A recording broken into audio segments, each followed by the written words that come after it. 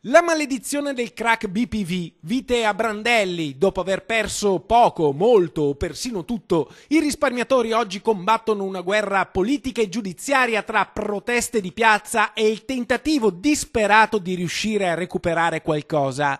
Così a 19 giorni dal maxi processo del 12 dicembre, con protagonisti 7 imputati, tra cui l'ex presidentissimo Gianni Zonin, è partita la corsa per costituirsi parte civile, ma anche quella per insinuarsi al passivo, condizione necessaria per poter accedere al fondo vittime da reati finanziari per il risarcimento delle perdite subite.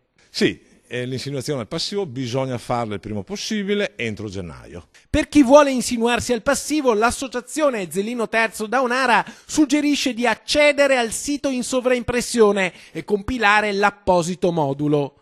E intanto Patrizio Miatello si prepara a partire per Ginevra. La sua è un'iniziativa senza precedenti: portare all'ONU il crack delle popolari venete. Andiamo all'ONU, a Ginevra, in quanto vogliamo portare questa vicenda del crack delle banche popolari venete, che sarà un esempio per l'Europa e per il mondo, perché noi siamo fiduciosi che la politica che si è ravveduta in questi ultimi periodi troverà una soluzione per il risparmio tradito e sarà un esempio per tutto il mondo.